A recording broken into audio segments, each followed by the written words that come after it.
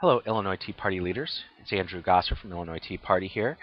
And what we're going to talk about in this video is the edit button to edit your splash page and also your create a blog entry. That's how you're going to update your splash page. So with that, let's go ahead and click on edit, and we'll go there first. And you'll see that this is the page that you're going to go ahead and use when you want to update your splash page. But there's some things on there that we don't want you to touch. First of all, you see the title of your tea party. Mine's the Tea Party in Space. Please do not touch this or change this. If you feel like you need to change it, please shoot me an email at andrew@teapartyinspace.org and we'll see what we can do. It's not usually a big deal, but there are things that I have to change, so please don't change that. The next thing is the description. This is the description for me, not so much for you or for anybody who's looking at the page. So please do not change that.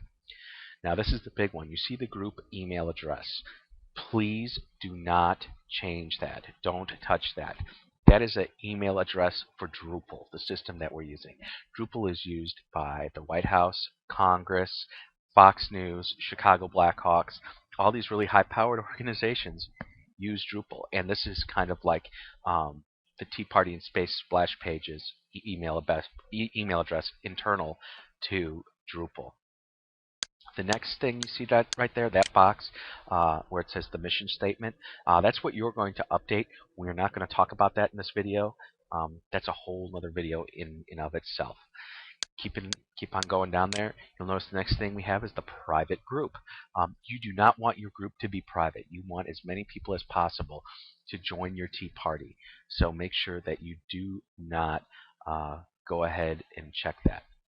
Membership requests, you want it open. You want as many people joining your tea party because we have tools embedded in here that allow you to communicate with those people. So just make sure you leave it open. Comment settings should be disabled, and they are.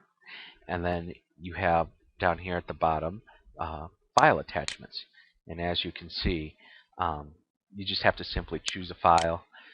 And if I'm going to choose a PDF file, just hit that open. And now all I would have to do is hit attach. Important thing to remember here is that if it goes to save in a certain folder, you do not want to change that folder. If you remember, I was talking about making sure that your membership requests are open so that more people join, and this is why. We have this tool right up here called Broadcast. And what Broadcast is free constant contact for all of you. And what this does is basically allows you to send a very simple email message, no hyperlinking or anything like that. You can put links in there, but you can't really say click here and have it hyperlinked. It's just a very basic message that you can send to everybody who has joined your tea party. So all 230 people who have joined my email list, I can load in here, and now when I want to send them a quick email blast, this is how I do it. I simply type in the subject and type in the body, and once I get done, I just click the send message right there. So that's why we're telling everybody to make sure that they have their tea parties join the Illinois Tea Party website and join these groups. Now I want to go ahead and move on to the blog entry. This again is also very important because there are some settings here that you need to know about.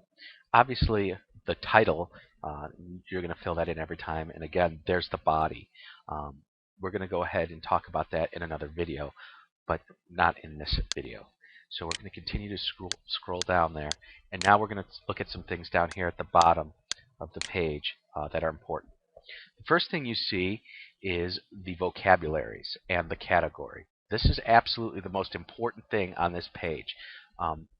Actually, the first thing I would hope all of you do is strictly go straight to category and go to Illinois and make sure that you click it. It's important because Drupal needs to know where to file this. In addition to the email address you had in on your splash page, it's going to use this as well. You noticed that when I clicked Illinois, it automatically updated it in the vocabularies. The next part about this that is really important is the tags.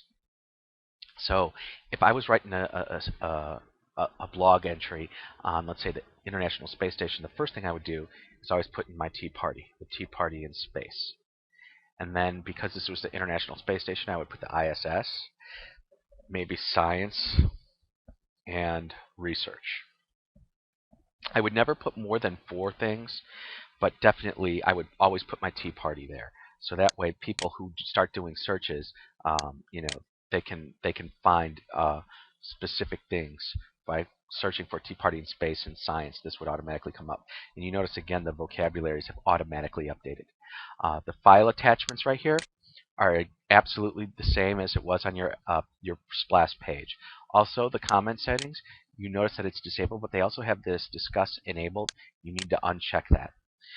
Your image tool is just the same as it was on the other page, and then you have a CAPTCHA, and you can preview it or save. The cool thing is once you correctly enter the CAPTCHA once, it won't ask you for it again for that blog entry. And that is all I wanted to go over with your edit page and your create a blog page. Thanks for watching, and next time.